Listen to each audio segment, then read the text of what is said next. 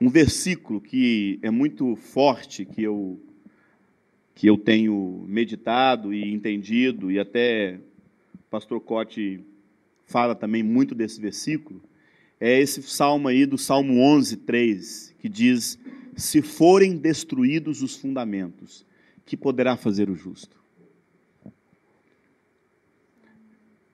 Se forem destruídos os fundamentos, que poderá fazer o justo?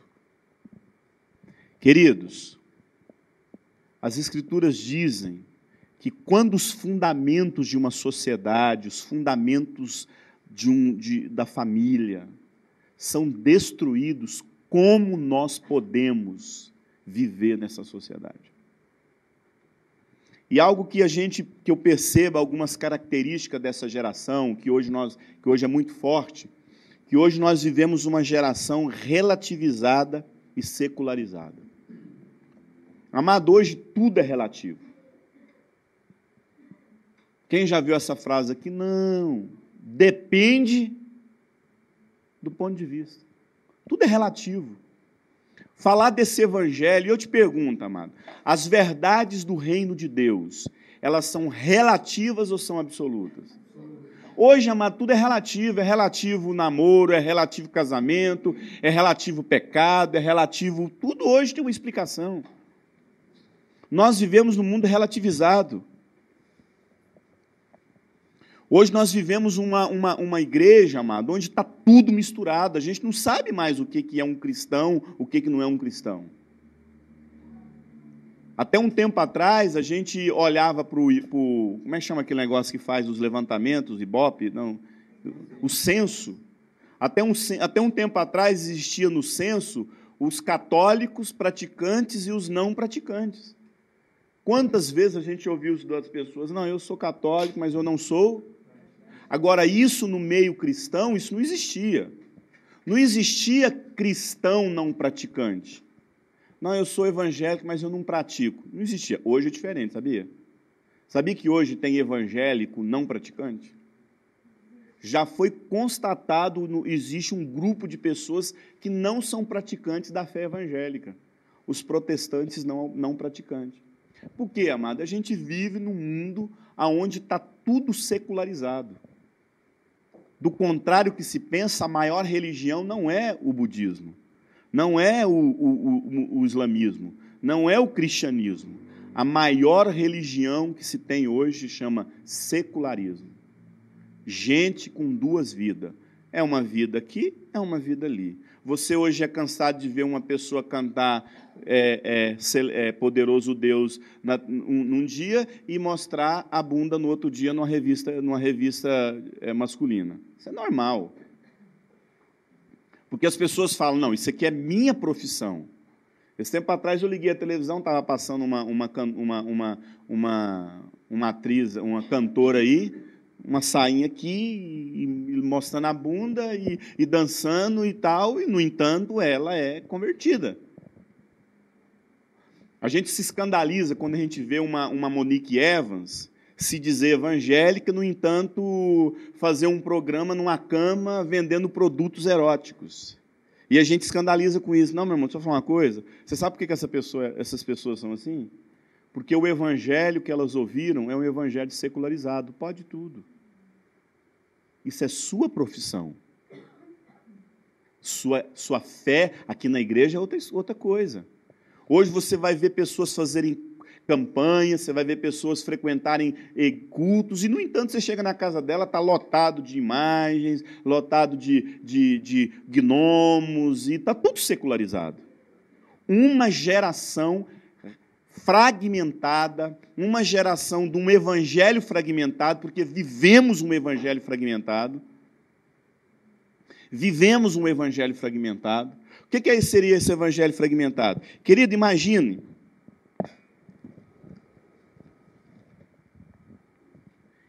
que esse papel aqui é a verdade. Amém? Vamos ilustrar. Esse papel é a verdade. É a verdade. Então, o que esse papel é? A verdade. Então, vamos imaginar que esse papel aqui é a verdade. Se eu oferecer esse papel para você, você quer? Sim, por quê? Você sabe o que acontece hoje? As pessoas fizeram isso aqui, ó.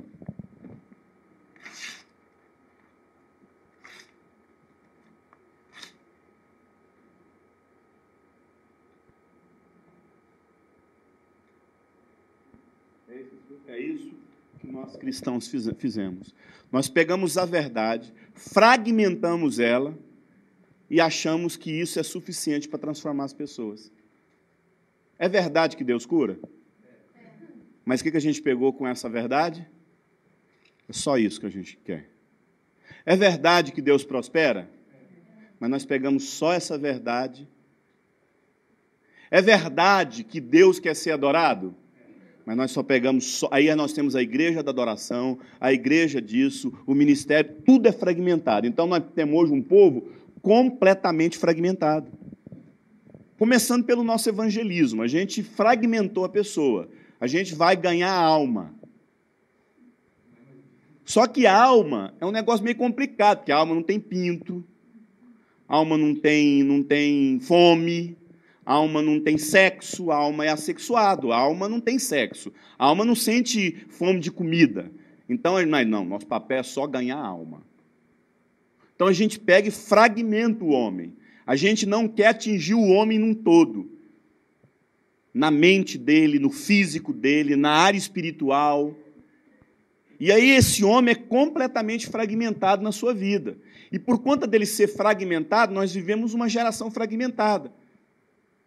Vivemos uma geração relativizada, tudo é relativo, depende da forma que você vê. A sua verdade não é a minha verdade.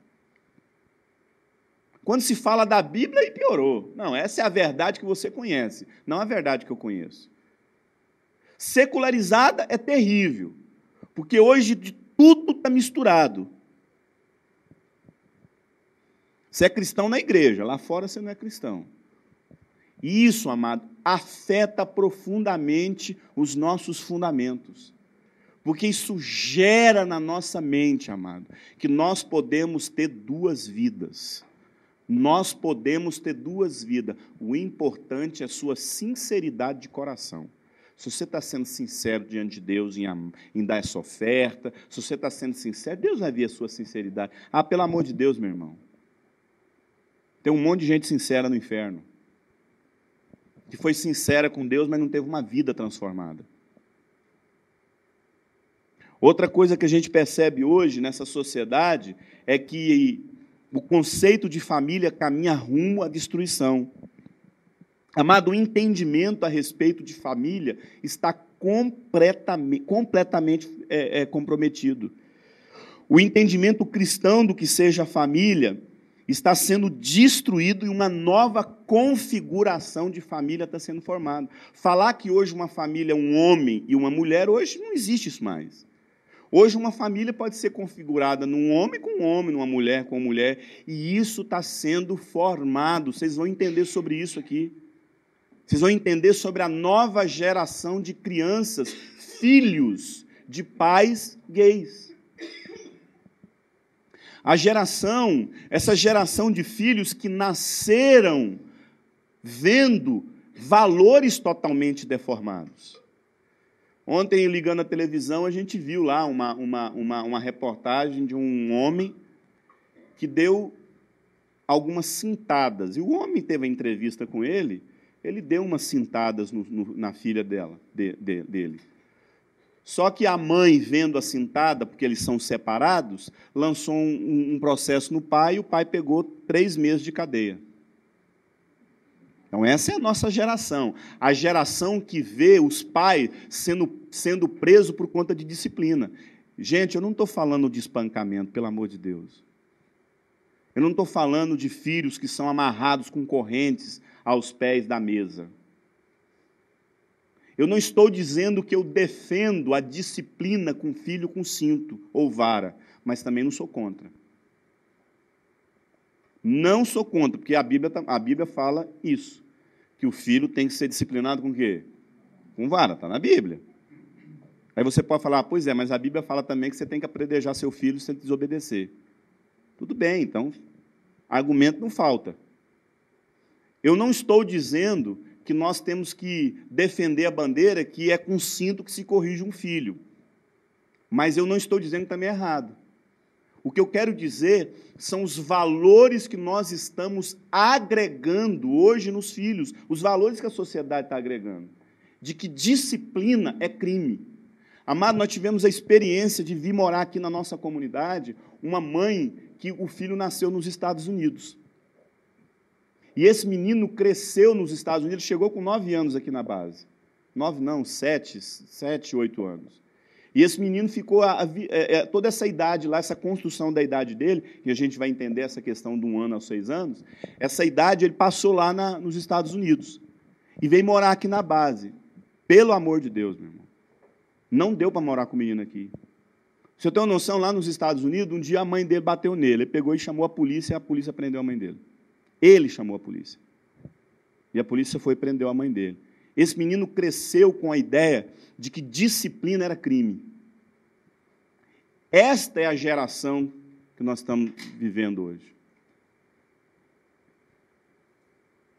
Uma geração onde a leitura que eles vão fazer da vida e da disciplina de um pai é crime. Isso vai destruindo o conceito de família, principalmente pelo fato de que a família hoje está sendo reconfigurada. Uma total inversão de valores. Esse tempo atrás a gente viu na televisão também, lá no Rio de Janeiro, lá na Câmara dos Deputados, um casamento coletivo de homossexuais. Vários casamentos, simultaneamente sendo feitos. E todo mundo lá celebrando, alegre, feliz. E a Eusana falou que ela viu como é que ela fala? Ela falou que um homem assumindo a sua impotência como homem. O cara foi no casamento da esposa dele com outra mulher. Então a Eusana falou assim, engraçado, esse homem acabou de assinar embaixo a sua incapacidade, a sua falência. Então, os gays estão querendo casar, os héteros não estão querendo casar. Uma inversão total de papéis. Os gays estão querendo adotar filho, os homossexuais querem defender o casamento e os héteros não querem se casar. Uma total inversão de papéis na família. De valores, quer dizer, uma total inversão de valores. Então, é essa sociedade que nós temos. E nós temos que decididamente encarar a realidade que vai piorar. É aquilo que eu falei no primeiro bloco. Jesus, amado, nunca levantou lá um movimento para ir contra a crucificação. Jesus nunca levantou um movimento para ir contra os romanos. Vamos formar aqui o Partido contra os Romanos, PCR. Jesus é o líder do PCR, contra os romanos, porque Jesus entendia que o reino dele não era desse mundo. Então, particularmente, nós somos um ministério de sexualidade. Eu respeito os movimentos que vão atrás, que querem ir contra. Amado, mas deixa eu te falar uma coisa. O mundo é isso aí mesmo, irmão. Isso é conformismo? Não. Isso é entender que essa geração é isso, amado. Que como família nós estamos aqui para receber, como igreja nós estamos aqui para receber. Não estamos aqui para bater na cabeça dos gays dizendo que eles estão errados. Porque, na verdade, eu vou ser sincero, viu? Às vezes eu acho que muitos movimentos que estão aí gritando nas passeatas contra os movimentos contra a PL 122, eles não estão querendo a moralidade e os valores cristãos. Eles estão querendo defender a sua liberdade religiosa. Sendo que Jesus deixou claro que a gente seria o quê? Perseguidos e presos. A maioria dos políticos estão querendo defender a sua liberdade religiosa de poder não ser tolhido. Mas Jesus falou que seria o contrário. A gente ia ser o quê? Não é tolhido, não. A gente ia ser decapitado. Então, às vezes eu vejo até movimentos que trabalham com sexualidade, ir para passeata gay, entendeu? Escrever uma faixa grandona, nos perdoe. Eu fico dividido, preciso ser convencido com isso. Eu preciso ser convencido a respeito disso. Porque a impressão que dá é que a gente está assinando embaixo, vocês podem fazer o que vocês estão fazendo. Que a gente que estava errado quando a gente disse que isso é pecado. Eu acho que é uma faca de 2 gumes. Eu acho que isso pode virar contra. Vocês estão entendendo o que eu estou dizendo? Às vezes, o pessoal está na passeata gay, como é que chama? Lá na parada gay. Aí alguns evangélicos fazem umas faixas, vão lá pedir perdão para os homossexuais pela igreja ter desprezado ele. Eu penso que isso vai virar contra a gente. Eu penso que isso é uma faca de dois gumes. Oh, mas vocês não veem pedir perdão para nós? Por que vocês estão falando então que o que eu estou fazendo é pecado quando a gente entra no discipulado? Então, isso é atirar no próprio pé. Eu acho que a gente tem que ficar aberto para recebê-los. Ninguém tem que ficar batendo na cabeça de gay, de homossexual, mas também não tem que ficar lá assim, ó, analisando. É o que eu penso. Eu acho que isso eu acho que o nosso papel como igreja é outra coisa. Está preparado para recebê-los. E não criar essa política da boa vizinhança, que eu acho que produz outra coisa. É o que eu penso. Então, amados, um modelo de família sem identidade macho e fêmea está sendo formado hoje. E essas crianças vão nascer nessa geração. Então, eu estou falando de uma geração que está nascendo achando que disciplina é crime, e a geração que vai nascer sem entender o que é homem e mulher. Outra coisa que está acontecendo, e agora é terrível falar sobre isso, todas as vezes que eu toco nesse assunto, é um monte de questionamento, um monte de argumento que surge, principalmente quando eu vou falar isso nas igrejas, que é um êxodo familiar que está acontecendo. Amado, nós vivemos hoje um tempo onde está acontecendo uma terceirização da educação dos filhos. Os filhos estão sendo educados por outras pessoas que não são os pais. E é justamente aí, lembra quando eu falei para você que eu entendo que o ambiente que começa todas as nossas deformidades na sexualidade, eu entendo que o útero que gerou as nossas deformidades, as nossas esquisitices, as nossas taras, os nossos vícios sexuais, as nossas deformidades na sexualidade, eu entendo que isso começou lá no seio familiar. Porque não foram valores bem fundamentados, não foram famílias que entendem quem elas são em Deus, não é um casal que entendeu, porque casamento, amado, é a experiência de duas pessoas curadas em Deus. Põe isso na sua cabeça. Põe isso na sua cabeça, em nome de Jesus. Casamento é a experiência maravilhosa de duas pessoas curadas em Deus. A pior coisa que um cônjuge faz com o outro é tentar se resolver no outro. Então, eu não me resolvo na Usana. A Usana, eu não casei com a minha esposa para me encontrar, para resolver nela, para ela resolver todas as minhas crises existenciais, ou para querer provar para as pessoas que eu sou alguém na vida. É porque eu fui resolvido em Deus que eu me casei. É porque Deus me curou que eu me casei. É óbvio que vão acontecer algumas situações na minha vida que o meu relacionamento vai fundamentar um processo de cura na minha vida. Mas eu não casei sem saber quem eu sou. Então, eu defendo o casamento com unhas e dentes. Para mim, todo mundo tinha que casar. Mas eu defendo também que se você não é resolvido em Deus, é melhor você ficar solteiro. É você e Deus, meu irmão. Não estraga a vida da pessoa, não. Se você está totalmente infantilizado, psicotizado, neurotizado,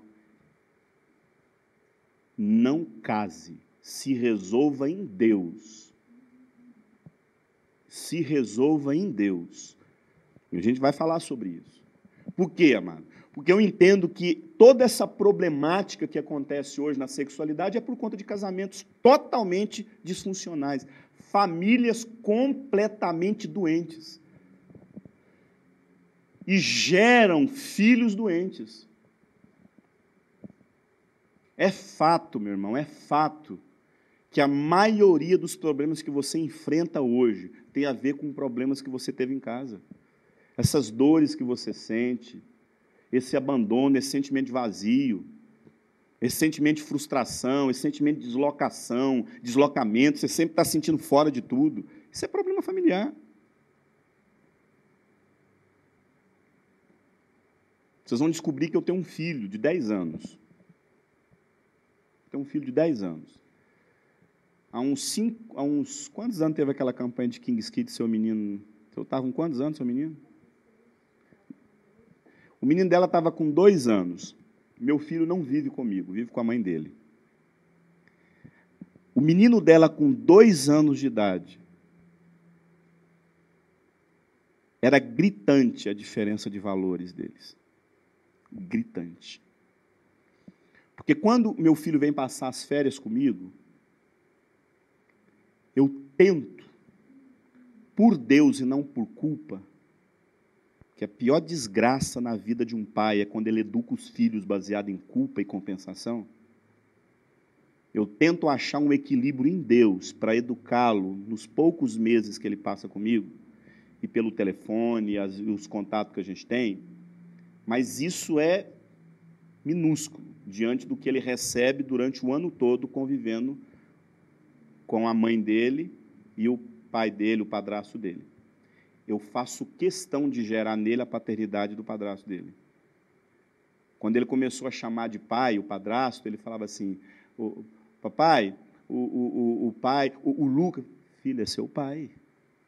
É o seu pai. Pode chamar ele de pai. Você pode chamar ele de pai. Eu sou seu pai, o Lucas também é seu pai. Porque eu sei a importância dele ter uma referência de paternidade na vida dele.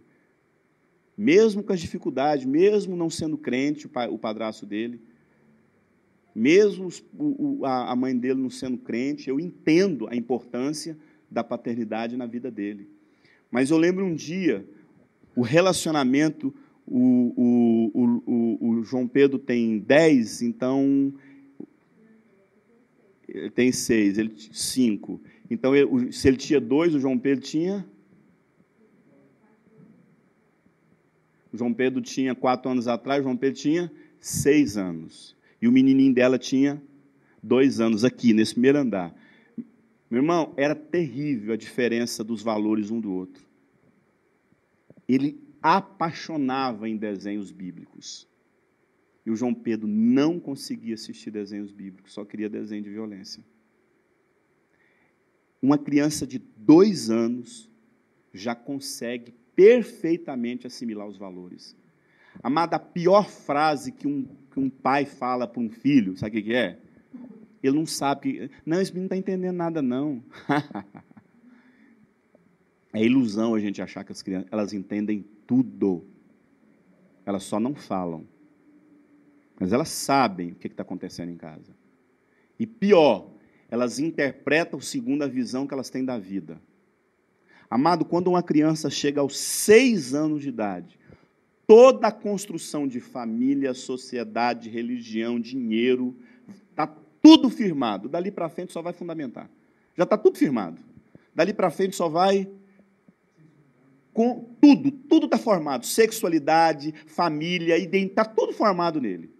Com 6 aninhos de idade, uma criança tem uma identidade formada. Dali para frente, isso só vai ser afirmado ou desconstruído. Dali para frente, esses valores vão ser firmados ou esses valores vão ser destruídos. Só que o que acontece? Por conta desse êxodo que está acontecendo na família, e eu aprendi isso às duras penas, tudo que eu estou ensinando aqui para vocês, meu irmão, isso aqui eu não aprendi simplesmente estudando, lendo, eu aprendi isso na vida. Eu sempre digo que eu falo, infelizmente, com autoridade. Infelizmente, porque não é com os erros que a gente deveria aprender. Jesus falou assim que ele enviaria o Espírito Santo e ele nos ensinaria todas as coisas. A gente não tinha que aprender com erro. A gente tinha que aprender com o Espírito Santo. Não são os erros, porque, na verdade, os erros da nossa vida criam ferida na gente. Se não é o Espírito Santo para intervir na nossa vida, a gente sofre terrivelmente. Então, eu falo com a autoridade de alguém que errou na vida. Eu sei do que eu estou falando. Eu sei o que é construir uma casa sobre fundamento e uma casa sobre areia. Eu sei, amado. Por isso que eu começo minhas palestras sempre falando a respeito de fundamentos. Porque eu sei o que é construir uma casa sobre fundamento. E eu sei o que é construir uma casa sobre areia, sobre moralidade, sobre desejo sobre obsessão, porque hoje as pessoas confundem fé com obsessão, igual as pessoas confundem fé com propina, ou confundem oferta com propina. As pessoas hoje não estão dando oferta para Deus, elas estão dando propina para Deus. E as pessoas hoje não estão na presença de Deus com fé, elas estão na presença de Deus com obsessão. Elas querem uma coisa, chegam morrendo de fome na presença de Deus e chamam isso de jejum. Chegam na presença de Deus com ladainha, chamam isso de oração. Oferta virou propina, fé virou obsessão, e ladainha, e oração virou ladainha. E Deus virou o próprio desejo dela. Então, elas não estão na presença de Deus, elas estão na presença dos seus próprios desejos e obsessões.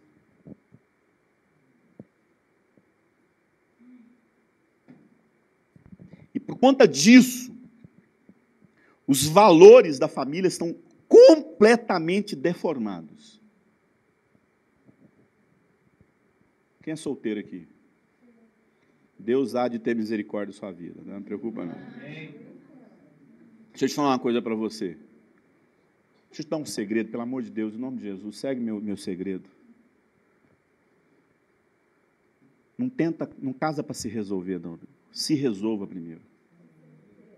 Se resolva primeiro. Se resolva primeiro. Jesus, ele é radical. É melhor você colocar uma corda no pescoço e se suicidar do que você escandalizar seu irmão. Então é melhor você ficar celibatário, solteiro o resto da vida do que desgraçar a vida de alguém. Seja bênção na vida das pessoas. Um dia eu tive um obreiro aqui. E ele não conseguiu entender os processos de Deus na vida dele. Um homem que eu amo demais, meu Deus do céu, meu filho, cara. Mas desviou, foi para o mundo. Aí um dia ele arrumou uma namorada, foi morar com ela. Aí um dia ela me liga, eu estava até passeando com a minha esposa aí no litoral. Aí liga para mim, a mulher liga para mim. Pelo amor de Deus, me ajuda. Eu fiquei sabendo que o senhor é pastor do fulano. O senhor é pastor dele. Ele não está chegando em casa. E foi falando de toda a porcariada que a vida dela estava virando. Eu falei, qual é o seu nome, fulano? Ele falou o nome dela. Eu falei, você é cristã? Não, não sou não. Mas ele acabou com a minha vida. Ele estava chegando de madrugada e contou um monte de problema. Eu liguei para ele e falei assim, deixa eu te falar uma coisa, meu irmão.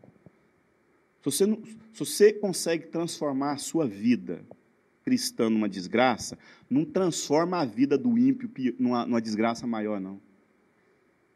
Porque você tinha que influenciar o ímpio. Você transforma... A vida do ímpio já é ruim, você piora ela. É isso que Jesus fala. Se nós que somos luzes nesse mundo, transformamos em trevas, quão densas serão as nossas trevas. Então significa que no mundo tem treva, mas quando um cristão vive como ímpio, as trevas dele é 10 vezes pior.